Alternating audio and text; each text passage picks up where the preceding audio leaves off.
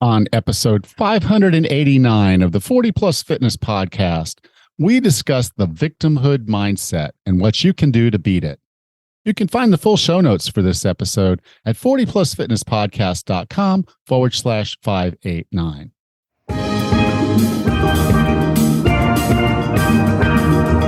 Have you decided you're ready to make a change? To reclaim your health and fitness, the 40 Plus Fitness Podcast is here for you. Each week, we dive deep into health and fitness topics that affect those of us over 40. I'm Coach Allen.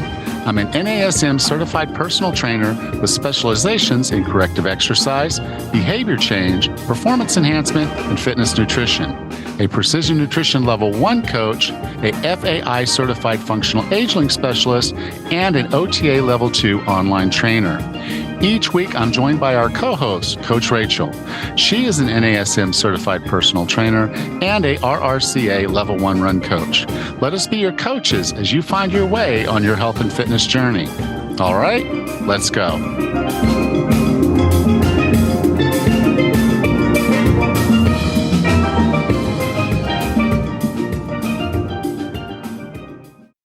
Are you tired of feeling stuck in your weight loss journey? Do you find it difficult to know if you're training effectively? Are you frustrated with the slow pace of progress? If you answered yes to any of these questions, then it's time to take action with 40 Plus Fitness online personal training. You'll have personalized nutrition and training plans designed to address your unique needs and help you achieve your fitness and weight loss goals.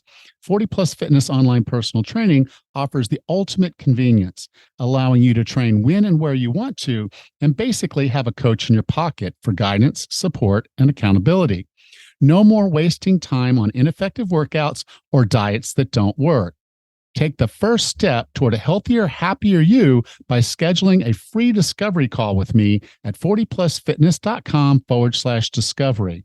On this call, we'll discuss your unique needs and how you can get the results you want and deserve. And best of all, you'll leave this discovery call with a plan of action. So what are you waiting for? Book your free discovery call with me today by going to 40plusfitness.com/discovery.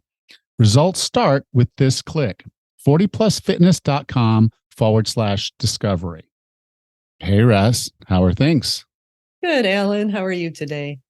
I'm doing okay. We're having a water issue again, so I don't want to get into all that because it's just going to frustrate me again. Oh, geez. But we're working on it. But no, I'm happy to announce that I have a few things that I told last week I started interviewing on different podcasts, and so some of those podcasts have come out now, and I wanted to share a few of them.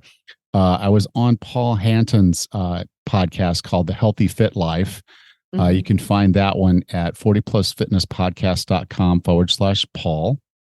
I was on Natural Health Matters with David Sandstrom. Wow. You can find that one at 40plusfitnesspodcast.com/David.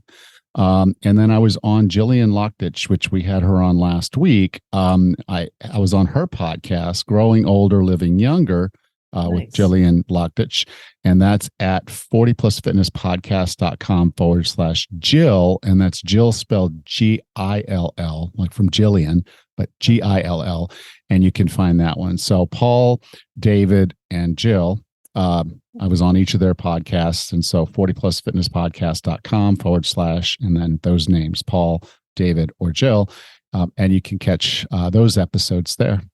Awesome. That's exciting. I can't wait to give a listen to those.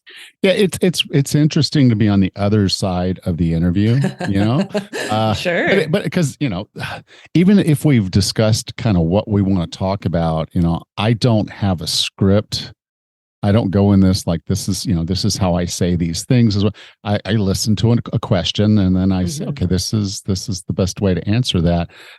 So it's a lot more off the cuff than a lot of the things that I do when I'm interviewing a guest on my podcast. I've read their book and I have specific things I want to discuss.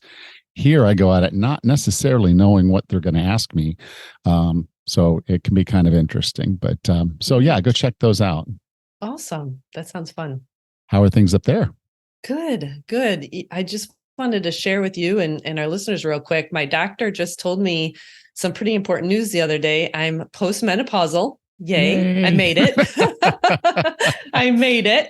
And kind of related to that, my thyroid is finally tanked out. So I'll be starting some thyroid medicine. I'm hypothyroid, which is now the reason why I've been so darn fatigued lately, just because my thyroid has not been functioning quite as well. And it's kind of funny because as an ultra marathoner, fatigue is kind of the name of my game to begin with. But now I really know why I'm actually as tired as I am. So I'll be starting that pretty soon. Oh But man, you're going to be blowing out your PRs like nobody's business.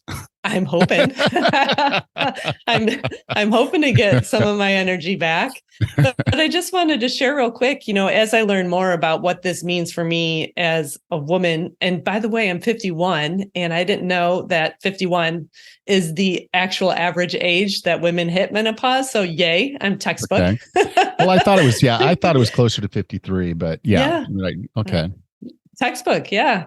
So as I figure some of this stuff out, I'd be happy to share my story with our listeners. But just for right now, I've got official notice I'm menopausal, and we'll see what happens. Yeah. Well, basically, the way that I understand that they diagnose this is if you go without a period for a year, then they consider you in menopause. And yeah, well, it gets kind of tricky because I had an ablation done, so I haven't had a normal period in a couple of years. So that makes it a little difficult to figure that out. And I've had a lot of symptoms, the heat flashes during the day, night sweats at night, a little bit of moodiness.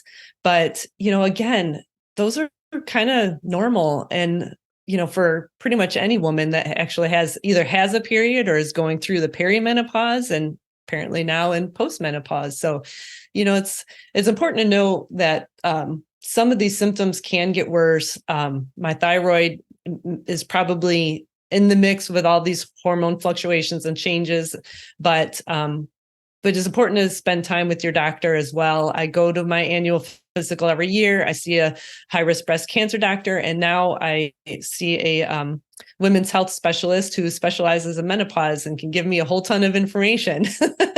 But they did the right tests at the right time, and now I know for sure what's happening with my hormones, and it's going to be very helpful as I navigate all these symptoms moving forward. Well, good. I mean, at least once a year, I try to have a women's health expert on. We're typically going to talk about perimenopause and menopause and that type of thing, at least once per year, sometimes more.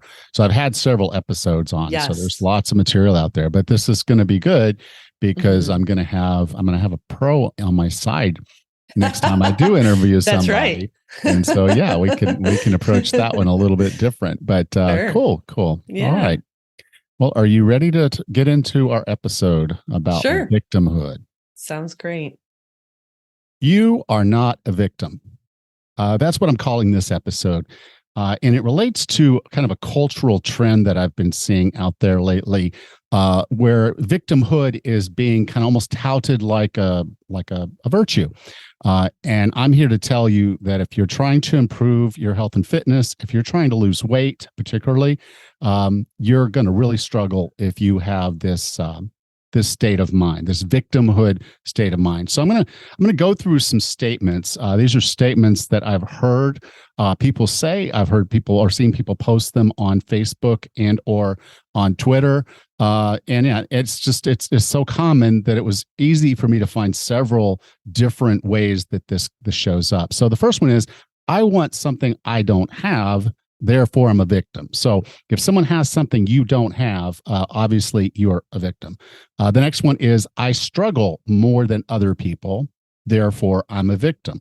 And so this goes on the idea that your life is harder than theirs, and therefore you're a victim because you have to struggle so much harder to do the basic things that everyone else is doing or that you believe other people are doing to get their success. Now, this is a very common one, particularly in weight loss areas. I'm addicted to sugar and carbs. Therefore, I'm a victim. And this one's really, really common. I see it a lot. Now, don't get me wrong. Sugar and carb addiction is kind of a thing. But the reality of it is it's not as hard to break as some other addictions might be. And there are steps to take. You are not a victim. You chose to eat sugar and carbs, or at least you ate them when you were given them, and you've continued to eat them and buy them. So having sugar and carbs around you is the same thing as maybe sending an alcoholic to a bar. It's just something you wouldn't do if you're trying to beat alcoholism. And if you're trying to lose weight, being around sugar and carbs might make that very difficult for you, particularly if you believe you're a victim.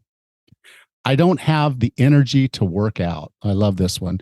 Therefore, I'm a victim. Okay. I don't have the energy to work out. Now, there's this little known thing in our body that causes us to actually get hormones and endorphins, feel good stuff in our brain when we work out that gives us more energy. When we build strength and endurance, we have more energy. So the not having energy to work out is really just an excuse to not get started. Okay. Other people sabotage me. Therefore, I'm a victim. Now, don't get me wrong. There are plenty of people out there willing to sabotage you if you let them. But again, you're choosing victimhood in this case. They're choosing to do what they do. They're choosing to try to take you off track in some cases. Sometimes they're not. Sometimes they actually think they're doing something nice for you. But if you feel like other people are your problem, you are the problem. You are not a victim. But you'll say you're a victim because those other people, well, they're in your way. And then I've tried everything and nothing works. Therefore, I'm a victim. And again, this is just that concept that you've really given everything the best shot possible. You really worked your way through it. And all these failures have just become an evidence of your limitations. So we're going to talk about that a little bit, about what victimhood is. Now, victimhood fits in the mindset frame of being a fixed mindset. And this is a psychological concept that was developed by psychologist Carol Dweck. And so what she talks about in her writings and in her studies is that you either have a fixed mindset or a growth mindset. And guess what? Those aren't fixed. You can have the one that you choose to have. And there's a reason why these fixed mindsets are a problem. And one of the main things is that people with a fixed mindset, people who believe they're victims, they avoid challenges. And anytime there's a failure, even a little failure, you're more likely to see that as evidence of your limitations. Okay. And so what that does is that creates fear of failure in yourself, and you're not willing to take risks. So, the signing up for a gym membership or hiring a coach or buying the food, service that's going to be delivered to you. You don't want to take that step because if you fail, it's just more evidence that you're limited, that you're a victim, that you have a problem. And so, and then another tendency that fixed mindset people have is to compare themselves to others. Now, in some cases, this is to seek external achievements. So they can say, okay, well, at least I'm not as heavy as that person. But they also end up with the negative and the limiting beliefs that they see someone else and they don't think they'll ever make it to that same spot. So these external comparisons are really holding them back on both sides. One is, well, I'm actually kind of normal. When I look at everybody else, they're all overweight. I'm overweight. Therefore, this is just the way it is. We're all victims. Okay. And you're not. But that's a fixed mindset. Now, in contrast, a growth mindset refers to your belief in your ability and your intelligence that can be developed, that you can improve yourself over time with hard work, dedication, and perseverance. So the question you have to ask yourself is, do I believe that challenges and failures are opportunities for me to learn and grow, rather than an indication that I'm going to fail. And if I fail, therefore I'm broke. Therefore, I have these limitations. So with a growth mindset, you always give yourself the best opportunity because you're willing to take the risk. You're willing to hire that coach. You're willing to join the gym. You're willing to try a diet or a way of eating or some exercise program again, even if you know everything else failed. You're going to go at it again. And you're going to go at it with the idea that these things that happen are teaching you something. They're giving you an opportunity to improve. And that's where the importance of this is. If you feel like you're a victim, you don't have control. But when you take on a growth mindset, you're suddenly taking on this idea that I am not limited by the mistakes and problems I've had in the past. Yes, I had problems with these donuts. And yes, I struggled when these things happened. And yeah, with the stress of my job or the amount of time I was traveling, all those things, I could use those as excuses, or I could try to find ways to improve my life despite those problems. And that's where the difference in these two come from. So to break away as a victim, there's a few things that you need to ask yourself, and these are important. So if you're not driving or running or doing something and you can get a pen out, this is a good time for you to write down these questions and really spend some time thinking about it. Okay, this is not something you're just going to answer while you're listening to this podcast. So the first one is, are your actions consistent with your values? And here's what I mean by that. Let's say you want to be the best mother or the best father you can be, or the best grandparent you can be. Okay. Are you living in a way that allows you to do that? You may say, I want to make sure that I'm there for my spouse. I'm there for my children. I want to be that person. Are you? Are you living in a way that makes that possible? Are you living in a way where you're going to be there, for one, and that you're going to be capable of doing the things that you want to do? How do you want to live the rest of your life? What are the values that you want to carry on? I've talked about it several times. I want to be there for my wife. I want to be there for my children. I want to be there for my grandchildren. I want to be there to run the bed and breakfast, to do the things. I want to be able to physically train people for a long, long time. And I want to be independent my whole life. I do not want someone to have to take care of me. Those are my values.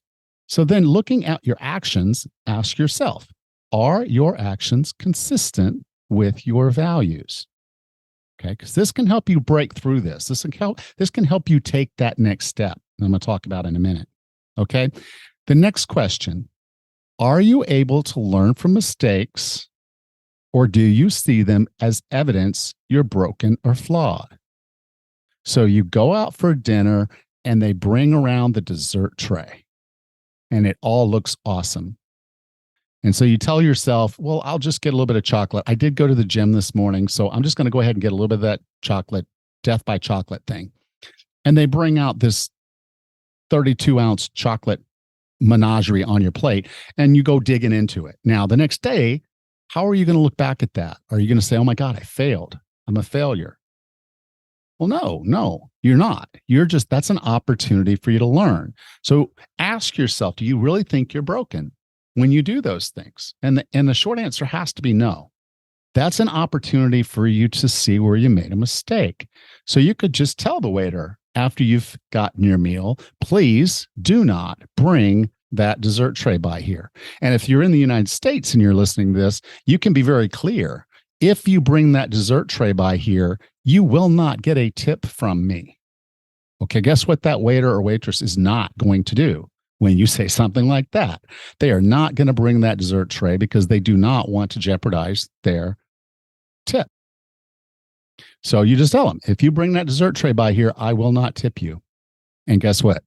You're going to get past that. So that's the second question. The third question is, are you willing to push outside your comfort zone? And this is a big one because most people want easy. They want the easy button. Tell me the diet. Tell me what to eat. Tell me what not to eat. Tell me how to move. Tell me how to lose my gut. I just want to lose the belly fat. I don't care about anything else. I just want to lose the belly fat. They want the easy. They want the thing that's inside their comfort zone. So they teach us, and when we go to coaching, for our business, and they say, tell them that you can do X, Y, Z without them having to do this other thing. So you can tell them, lose 20 pounds without exercise or diet. And because people want to stay in their comfort zone, they don't want to exercise. They don't want to change the way they're eating. That sounds very appealing to a victim mindset person, to a fixed mindset person. So if I'm talking to you and you're feeling that way, are you willing to get outside your comfort zone? Because that's where the magic happens. The good things in your life do not happen in your comfort zone. Change does not happen in your comfort zone. You've got to be willing to push outside the comfort zone if you want to grow. So again, the third question, are you willing to push outside your comfort zone? So those are three really important questions that you should be asking yourself over and over again to make sure that you're keeping a growth mindset, that you're not falling into that victimhood virtue thing. Okay. So this can be very scary. Don't get me wrong. I know change is hard. Okay. It's easier for you to stay in your comfort zone. That's where most people are today. Most people are very, very comfortable. Food's everywhere. Good. I'm never hungry. I'll never be hungry. I'll never try to be hungry. I'll never let myself get to a point where I'm hungry because food is readily available. But getting outside your comfort zone and saying, maybe I'm going to let myself get a little hungry from time to time. How about that? I'm going to feel what this feels like. I'm going to get out of it because I'm not starving.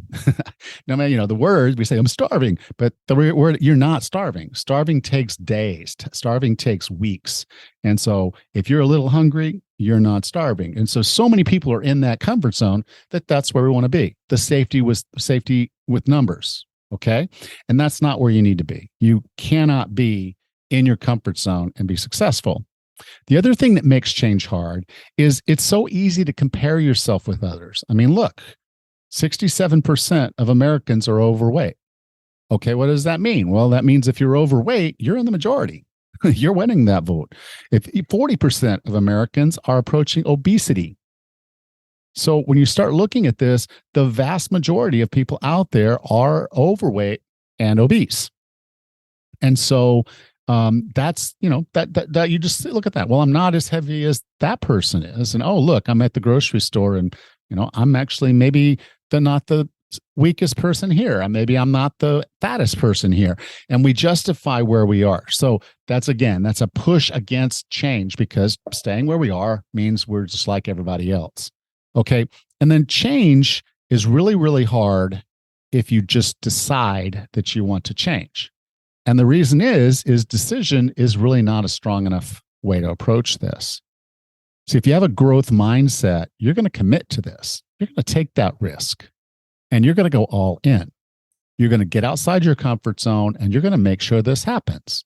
But that takes commitment. That takes that step, that daring, that knowing that, okay, I'm going to do this, but I'm not going to die. I'm going to get better because I'm just going to keep pushing. I'm just going to be persistent. I'm going to do the hard work. I'm going to be dedicated and I'm going to make this happen. Okay, that takes commitment. Now, the one thing I'd like to leave you with on this is, yes, change can be scary and change can be hard. And change is something that is not natural for a lot of us, but you're not alone. We have a wonderful Facebook community. You go to 40plusfitnesspodcast.com/group. And you can join our Facebook community. I do challenges. We're all there. If you want to share something, you need accountability, whatever you think you need. I have a group environment that's very, very caring. And we're not doing a bunch of that, Flex Friday stuff and not trying to make others feel bad because we look good. This is an environment where you can feel safe, and it's a private Facebook group, so it's not out on the interwebs for everybody to read. This is just for us to share and to support each other. I'm out there all the time, so I'll be answering questions if you have them. So you can go to 40plusfitnesspodcast.com/group to join us there. And if you're really ready to commit to this, I'd encourage you to get in touch with me. I coach people to lose weight. I coach people to get more fit. I only coach people over the age of 40.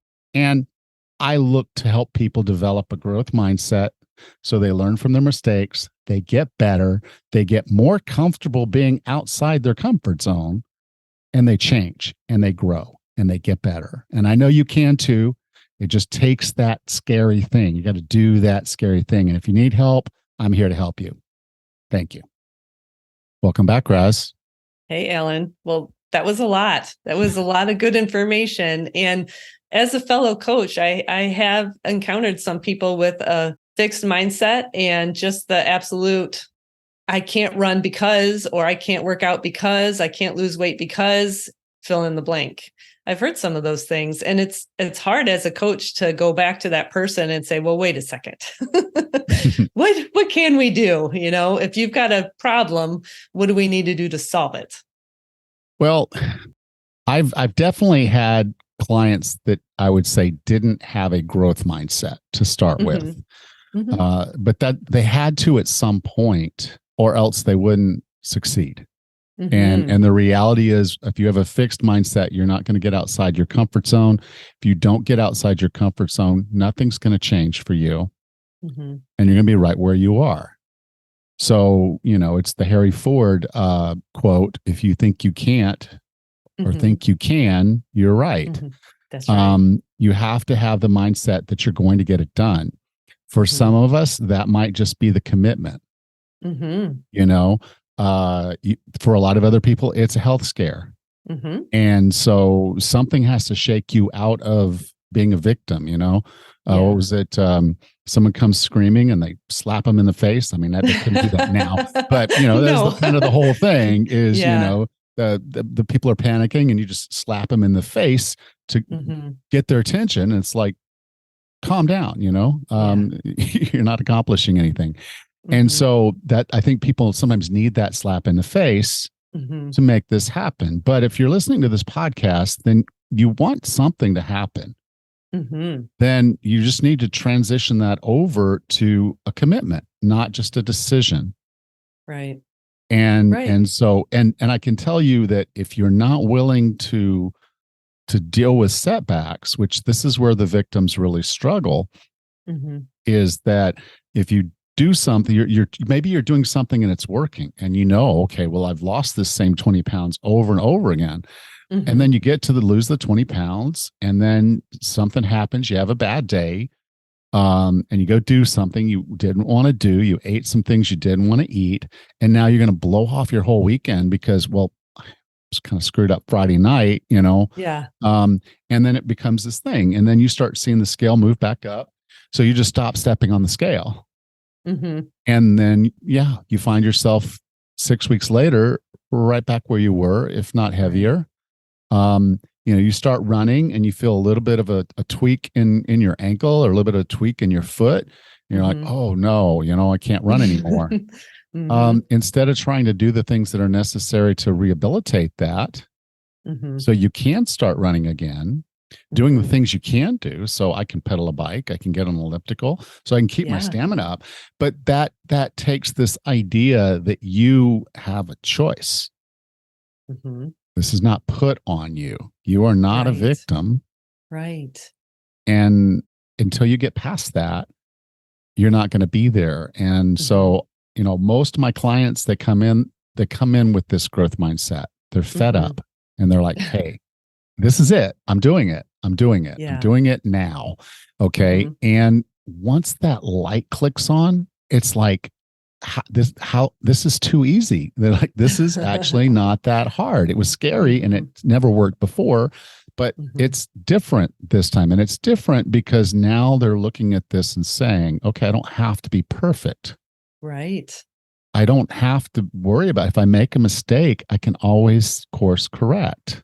That's right. And it just keeps them on task. And they're like, okay. And then they get a win. And then they get another one. So, just this last week or so, one of my clients, he had gone to this thing. It was like a government thing. And he was just really talking about how he couldn't if you know he's wearing a tie, he couldn't button his top button in his shirt. Okay. And so he was like, that was part of what and that was affecting his self-image. And he was unhappy with it. And then he's 3 weeks into my program, and he's like, I had to wear that suit again, and I could button the collar, the neck. Oh, and wow. He's lost 10 pounds. Cool. And he's feeling great. And he's doing more and more. Now he's getting ready for some exciting things like a 100-mile bike ride. Oh, and wow. yeah. And so, this is the way it works. Another client was a very similar situation. She got called in for an interview. She wasn't really thinking so much about doing work, but she heard about this position. She puts in her name and they call her. And then it's this panic. How am I going to look in my clothes when I go in for this interview? Now, because we have a kind of a weird self-image sometimes of ourselves, she didn't recognize that she had lost a good bit of weight and that she was smaller. So she puts on those clothes and they fit perfect. And that wow. boosts her confidence. And she goes in and aces that interview. And I'm pretty sure she's going to get that job. Okay. That's growth. That's growth. Yeah. That's a growth mindset of, and sometimes we're not always 100% behind ourselves, or we don't see it happening for ourselves, but we just stick with it. Yeah. And the good things are happening.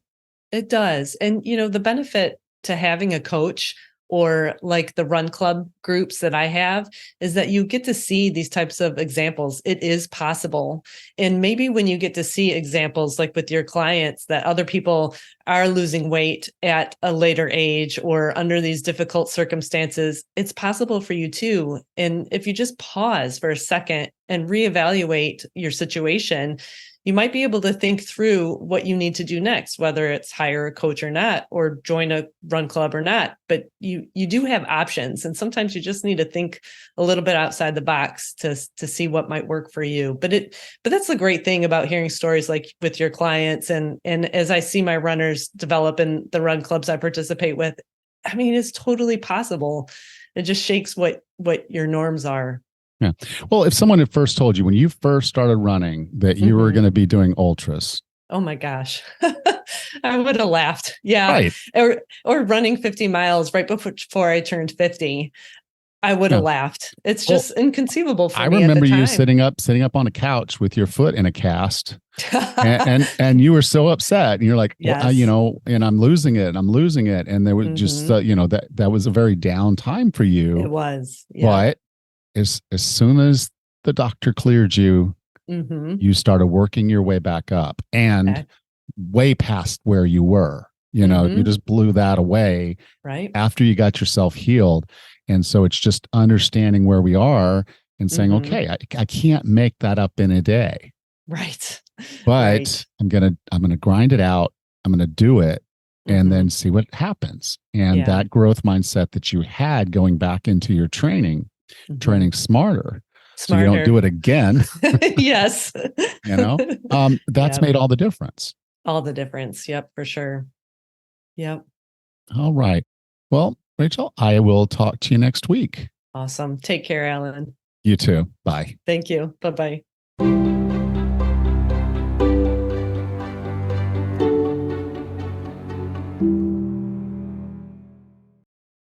Next time on the 40 Plus Fitness podcast, we bring back Katie Bowman to talk about her new book, Rethink Your Position, Reshape Your Exercise, Yoga, and Everyday Movement, one part at a time.